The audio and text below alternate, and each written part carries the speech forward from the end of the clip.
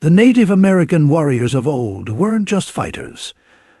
They were strategists, leaders, and, in some cases, living legends. They carried the spirit of their people, the wisdom of their ancestors, and the determination to protect their lands against all odds. But here's the kicker. Many of these legendary warriors have been swept under the rug of history, overshadowed by mainstream narratives. No more. This video will uncover the 10 most powerful Native American warriors whose stories deserve a Netflix series. Let's get right into it. Number 1. Sitting Bull, born in 1831 in present-day South Dakota. Sitting Bull, originally named Tatanka Iotake, was destined for greatness. As a young man, his bravery and skill in battle earned him respect among his people. But it wasn't just his prowess on the battlefield that set him apart. Sitting Bull was also deeply spiritual. He was known for connecting to the sacred and often sought guidance through visions. One of these visions would shape his legacy forever. In 1876, he saw soldiers falling like grasshoppers from the sky, a prophecy that foretold a great victory for the Lakota and their allies. This vision galvanized his people and solidified his role as a spiritual guide and a wartime leader. For the Lakota, Sitting Bull was not just a chief, but a living embodiment of their cultural and spiritual identity. By the mid-19th century, the U.S. government was aggressively expanding westward, encroaching on Native American lands in violation of treaties. The discovery of gold in the Black Hills, sacred to the Lakota, brought an influx of settlers, and the government demanded that the Lakota move to reservations. Sitting Bull refused. He rallied other tribes to stand together, forming one of the largest Native American coalitions in history. In June 1876, this coalition clashed with the U.S. Army in one of the most famous battles in American history, the Battle of the Little Bighorn. Although Sitting Bull didn't directly participate in the fighting, his leadership and vision were crucial to the victory. Before the battle, he led a sundance ceremony, fasting and dancing for hours, until he received a vision of soldiers falling. His vision inspired the warriors, led by figures like Crazy Horse, to fight with extraordinary determination. The result was a stunning defeat for General George Armstrong Custer and his 7th Cavalry. Known as Custer's Last Stand, the battle was a rare and resounding victory for Native Americans in their fight to preserve their lands. Sitting Bull's role in uniting the tribes and inspiring them with his spiritual guidance was pivotal to this triumph. The victory at Little Bighorn was bittersweet. It marked the high point of Native American resistance, but also intensified U.S. efforts to subjugate the Lakota and other tribes. In the following years, Sitting Bull and his people faced relentless pursuit by the U.S. military. Eventually, in 1881, he surrendered to save his people from starvation. Even in captivity, Sitting Bull remained a steadfast advocate for his people. He toured briefly with Buffalo Bill's Wild West show, where he used his platform to speak about the injustices faced by Native Americans. Despite the pressure to assimilate, he never wavered in his commitment to Lakota traditions and sovereignty. Tragically, Sitting Bull's life ended in 1890 during a confrontation with Indian police sent to arrest him. His death came just weeks before the massacre at Wounded Knee, a devastating blow to the Lakota and the broader Native American resistance. Yet, Sitting Bull's legacy endures. Today, he is remembered as a symbol of resilience and defiance. His life story resonates as a powerful reminder of the struggles faced by Native peoples and their enduring fight for justice. From his spiritual leadership to his unwavering stand against oppression, Sitting Bull remains an icon not just for the Lakota, but for all who value courage in the face of adversity. Number 2. Crazy Horse, known for his brilliance as a war leader and his role in the Great Sioux War of 1876. Crazy Horse's story is an unyielding defense of his people's way of life in the face of overwhelming adversity. Born around 1840, Crazy Horse grew up when the Lakota people's way of life faced increasing threats from westward expansion. As settlers flooded the Great Plains and the U.S. government encroached on native lands, Crazy Horse rose as a leader who refused to compromise his people's sovereignty and tradition. Unlike many warriors of his time, Crazy Horse was not known for ostentatious displays of wealth or status. He was quiet, humble, and intensely focused on protecting his people. His name, Tecumseh, translated as his horse is crazy, reflected his unique spirit and unyielding resolve. Crazy Horse's dedication to the Lakota way of life made him a warrior and a spiritual leader, guided by visions that gave him purpose and direction. Crazy Horse's military prowess was legendary, and his role in the Great Sioux War of 1876 cemented his place in history. The most famous battle of his career was the Battle of the Little Bighorn, where he joined forces with Sitting Bull and other leaders to achieve one of the most remarkable victories in Native American history. Despite his efforts, the Lakota's way of life continued to erode under relentless U.S. military pressure. In 1877, Crazy Horse surrendered to the U.S. Army to prevent further suffering among his people. Even in captivity, he remained defiant, refusing to conform to the government's demands. Tragically, Crazy Horse's life was cut short on September 5, 1877, when he was fatally stabbed during a scuffle at Fort Robinson. He was just 37 years old. His death marked the end of an era, but his spirit lived on as a symbol of resistance and resilience. Number 3. Tecumseh, whose name means shooting star or panther across the sky, was a remarkable leader who lived during a difficult time for Native American tribes. Born in 1768 near present-day Chillicothe, Ohio, Tecumseh grew up watching settlers take over native lands. This created constant conflict, leaving his people to struggle for their homes and way of life. Tecumseh decided he would not stand by. Instead, he dreamed of uniting all the native tribes to protect their lands and traditions. Tecumseh wasn't just a warrior, but a speaker who could inspire anyone. He believed that Native American tribes had to work together to stop settlers from taking over. Instead of focusing on his own Shawnee people, Tecumseh reached out to other tribes, even ones that had been enemies in the past. He traveled thousands of miles, visiting tribes from the Great Lakes to the Gulf of Mexico. His speeches were powerful and passionate, convincing many leaders to join his cause. Tecumseh argued that land didn't belong to one tribe, but to all native people. If one tribe sold land to settlers, it would affect everyone.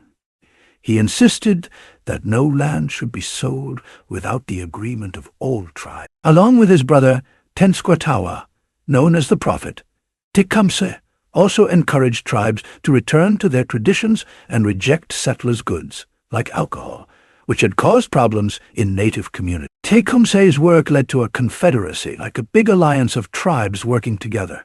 This wasn't easy. Tribes had their leaders and traditions, and some didn't fully trust Tecumseh's plan. Still, his ability to unite many groups was an amazing achievement. During the War of 1812, Tecumseh joined forces with the British, who were fighting against the United States. The British didn't want American settlers to expand westward, so their goals aligned with Tecumseh's. Together they achieved important victories, including the surrender of Fort Detroit. Tecumseh's clever planning helped intimidate American troops into giving up without much of a fight in this battle. Despite these successes, Tecumseh's alliance faced challenges. Not all tribes were ready to commit to a fight against the U.S., and some were afraid of the consequences if they lost. Still, Tecumseh's efforts showed the power of what could be accomplished when people worked together. Number 4. Geronimo. One name stands out when you think of powerful leaders who fought for their people: Geronimo. He was a legendary Apache warrior who fought fiercely against the U.S. and Mexican governments. His story is full of bravery, clever strategies, and an unwavering will to survive. Geronimo was born in 1829 in what is now Arizona.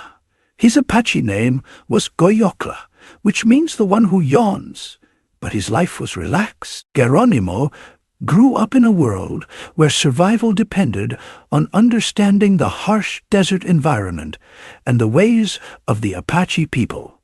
The turning point in Geronimo's life was when he was young. In 1858, while his family was away, Mexican soldiers attacked their camp, killing his mother, wife, and children. This event filled Geronimo with rage and grief. He vowed to take revenge and protect his people. From that moment on, he became one of the most feared and respected warriors of his time. Geronimo and his warriors were known for their surprise attacks. They would strike quickly and disappear into the desert before anyone could chase them. They attacked U.S. military posts, Mexican towns, and supply caravans. These raids were not just about fighting. They were a way of protecting their land and showing their resistance to foreign control. Geronimo's courage in battle earned him a reputation as a fearless warrior. One of Geronimo's greatest strengths was his ability to escape capture. For over 30 years, the U.S. Army and the Mexican government tried to capture him, but they were never able to. Despite being outnumbered and facing better-equipped forces, Geronimo and his warriors could use their knowledge of the land to stay one step ahead. They knew the desert well and could hide in caves, mountains, and canyons where their enemies could not find them. After many years of fighting, Geronimo and his warriors finally had to surrender in 1886. The U.S. Army had sent thousands of soldiers to capture him, and Geronimo's people were running out of food and supplies. Even though he was captured, Geronimo's spirit never broke. He became a prisoner of war, but his name and story lived on. Geronimo's legend grew even after his surrender. He was sent to reservations and even appeared at public events like the 1905 presidential inaugural parade. People from all over the world wanted to see the famous Apache warrior. Although he didn't want to be a spectacle, Geronimo used this fame to speak out about the treatment of Native Americans. He called for the return of his people's lands and better treatment of Native Americans by the U.S. government. Number 5. Lawson. Lawson was a remarkable warrior and spiritual leader from the Chiricahua Apache tribe. Her story is one of courage, strength, and breaking barriers. Lawson was born around 1840 in a tribe in the southwestern United States. From a young age, Lawson showed that she differed from many girls in her tribe.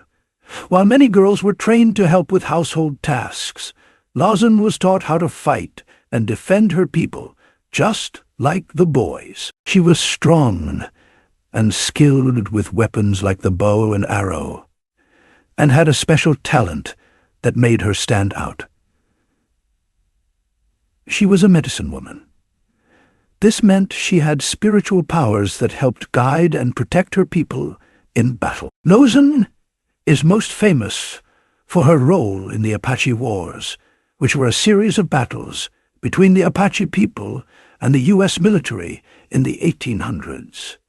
These wars were a desperate fight to keep their land and way of life from being taken away. During these wars, Lawson fought beside Geronimo, one of the most famous Apache leaders. She was a trusted warrior who earned the respect of her tribe and even the men who fought with her. Lawson was known for being fearless in battle. She fought with a bow and arrow and sometimes used a rifle. She took part in raids against U.S. forces, showing the same bravery as the men around her. But Lawson's role went beyond just fighting. Her spiritual abilities were also important in helping the Apache warriors plan their attacks. She could sense when danger was near and help the tribe avoid ambushes. Number 6. Osceola. Osceola is one of the most legendary Native American leaders, known for his bravery, cleverness, and strong spirit. As the leader of the Seminole tribe during the Second Seminole War, he fought fiercely to protect his people and their land in Florida. Osceola was born around 1804 and grew up among the Seminole people in Florida. The Seminoles were a mix of Native Americans, including Creek people and runaway slaves who had joined them for safety. By the time Osceola became a leader, the U.S. government wanted the Seminoles to leave Florida and move west, far away from their homeland. This was part of a policy called the Trail of Tears, which forced many Native American tribes to move to Oklahoma. The Seminoles didn't want to leave their land, and Osceola became a strong leader who fought back. In 1835, the Second Seminole War started, and Osceola led his people in the battle to keep their homes in Florida. The war lasted until 1842 and was one of the longest and most difficult wars the U.S. faced. What made Osceola stand out was how he fought. Instead of traditional battles where armies faced each other in open spaces, Osceola used the swamps and forests of the Florida Everglades to his advantage. He and his warriors knew the land well and used it to launch surprise attacks on the U.S. Army. They would strike quickly, confusing the soldiers, disappearing into the swamps where they couldn't follow. Osceola was not just a strong leader, but also a smart tactician. While the U.S. Army relied on conventional battles, Osceola's warriors were masters of hit-and-run tactics. They would ambush soldiers, destroy supplies, and scare the U.S. Army into thinking they could never catch the Seminoles. One of the most famous battles was at Okeechobee in 1837, where Osceola led his people against U.S. forces. Although they had to retreat, they left a lasting impression on the U.S. soldiers, showing that the Seminoles wouldn't give up easily. In 1837, Osceola was captured dramatically and controversially. U.S. officials tricked him by inviting him to a meeting under the truce flag, meaning they promised no fighting. But when Osceola arrived, he and some of his followers were ambushed and taken prisoner. Even after being captured, Osceola didn't back down. He refused to let the U.S. soldiers humiliate him. He was defiant and showed that he would never give up. Some stories say that he even spat in the faces of his captors, refusing to submit to them. Despite being held in a prison in Florida, Osceola's spirit remained unbroken. He continued to stand up for his people, even in captivity. Sadly, Osceola didn't live long after his capture. He died in prison in 1838, probably from illness and the sadness of being captured. Number 7. Red Cloud, Red Cloud. A brilliant and determined leader of the Oglala Lakota, is remembered as one of the most strategic and effective Native American warriors in history. The war, named after Red Cloud, began because the U.S. government wanted to build the Bozeman Trail Road. This road cut through Lakota lands, rich in resources, and held deep cultural meaning. Red Cloud knew allowing the trail would destroy the Lakota way of life, so he decided to fight back.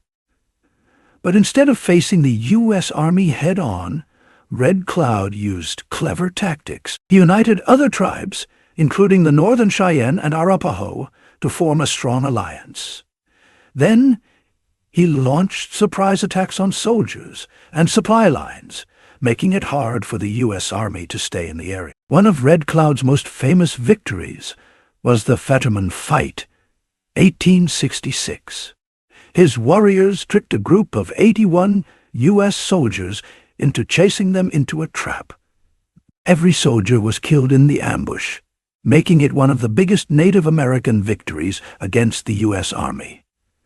Red Cloud's persistence paid off. After 2 years of fighting, the U.S. government realized it couldn't win without spending even more money and losing more lives. They agreed to talk. In 1868, Red Cloud signed the Second Treaty of Fort Laramie. This treaty was a huge victory for the Lakota. The U.S. government promised to stop building the Bozeman Trail and even took down the forts along it. The Lakota were guaranteed control of the Black Hills and nearby land. This was one of the few times in history when the U.S. signed a treaty that truly favored Native Americans. Red Cloud didn't just win on the battlefield. He also fought for his people peacefully. After the war, he focused on protecting Lakota lands and rights through negotiations and diplomacy. In 1870, he even traveled to Washington, D.C., to meet President Ulysses S. Grant and argue for better treatment of his people. However, the U.S. government didn't always keep its promises, and Red Cloud grew frustrated as more and more Lakota land was taken. Still, he never stopped trying to secure a better future for his people. Red Cloud passed away in 1909, living long enough to see his world change completely. Despite the challenges, he remained a respected and beloved leader. Black Hawk was a courageous leader of the Sauk Nation who fought to protect his people and their land. He was born in 1767 in Saukenuk, a village in what is now Illinois. Black Hawk wasn't born a chief, but his bravery and skills in battle made him a respected war leader. His main goal was to protect Saukenuk, the ancestral home of the Sauk people. Problems began when the U.S. government claimed the land through a treaty signed in 1804. Black Hawk and many others believed this treaty was unfair because it was made without the approval of most Sauk leaders. By 1831, the U.S. government started forcing the Sauk to leave their land and move west of the Mississippi River. Black Hawk refused to accept this. For him, leaving Saukenuk meant losing a piece of his people's soul. In 1832, he led a group of 1,200 people, including women and children, back to Illinois, hoping to reclaim their home. Black Hawk didn't want to fight. He wanted to farm, live in peace, and protect his homeland. However, the U.S. government saw his return as a threat, so it sent soldiers and militia to drive him out, leading to the Black Hawk War. The Sauk, along with their allies, were far outnumbered. The U.S. forces had more soldiers, better weapons, and plenty of supplies. Despite this, Black Hawk and his group fought bravely. They even won their first battle at Stillman's Run, where they outsmarted the militia. However, the war was devastating for Black Hawk's people.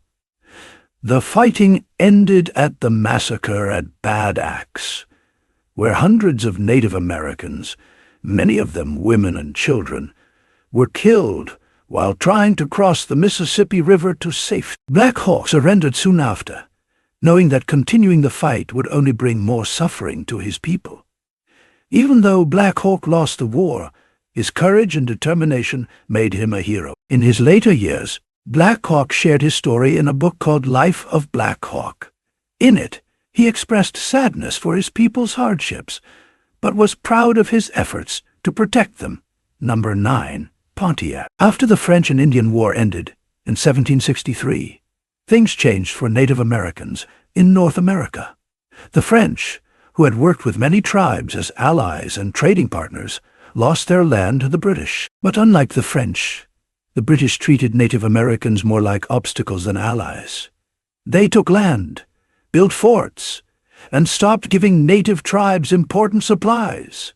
One man stood up to fight back, Pontiac, an Odawa chief. He was a brilliant leader who believed tribes needed to unite to protect their land and way of life. His efforts to unite tribes and fight the British became known as Pontiac's Rebellion, a powerful and historic moment in Native American history. Pontiac grew up in a time of change. Born around 1720, He became a respected leader of the Odawa people. By the 1760s, Native Americans in the Great Lakes region were losing their land and freedom to the British, who were taking over French forts and building new ones. British officials, like General Geoffrey Amherst, made things worse by stopping the tradition of giving gifts, like weapons and supplies, to the tribes. Pontiac saw what was happening and realized the tribes couldn't fight back alone. They needed to join forces. In April 1763, he held a meeting near Detroit, calling on many tribes to unite.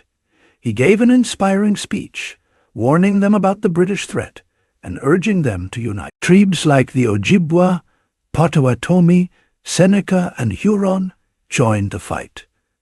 The rebellion started in May 1763 with an attack on Fort Detroit. While the first attempt to take the fort didn't work, Pontiac quickly changed tactics and surrounded it, cutting off supplies.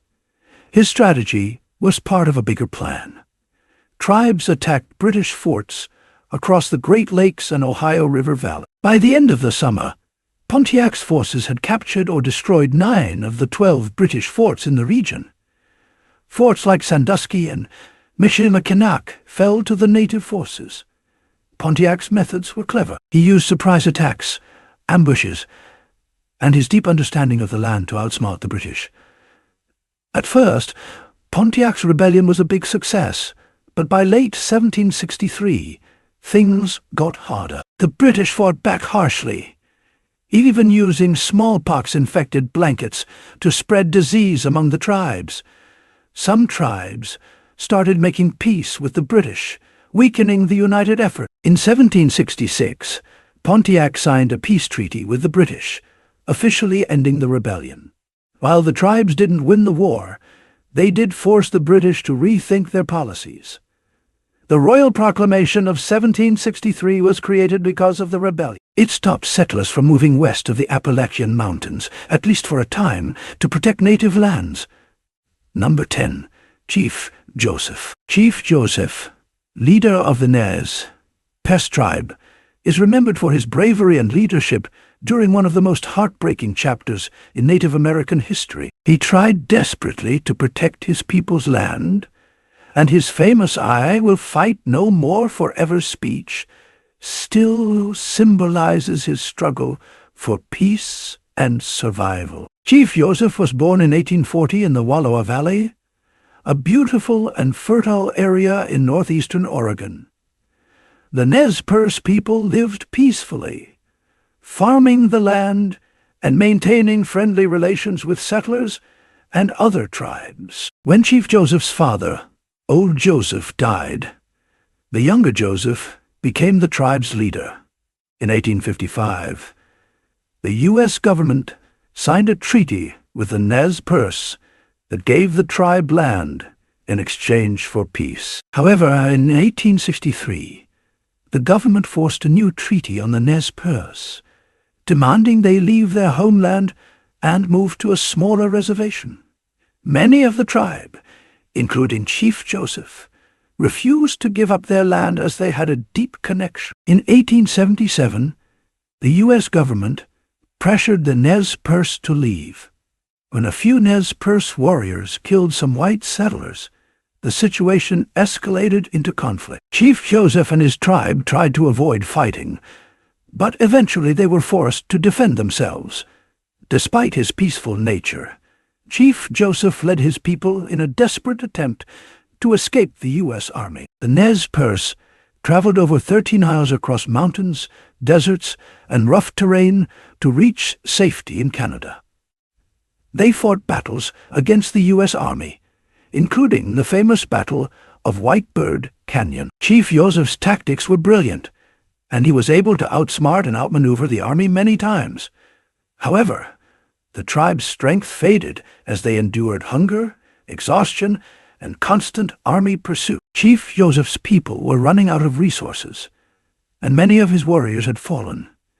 Chief Joseph was forced to surrender after a final battle at Bear Paw in Montana, where the army surrounded them. After surrendering at Bear Paw, Chief Joseph met with General Oliver O. Howard.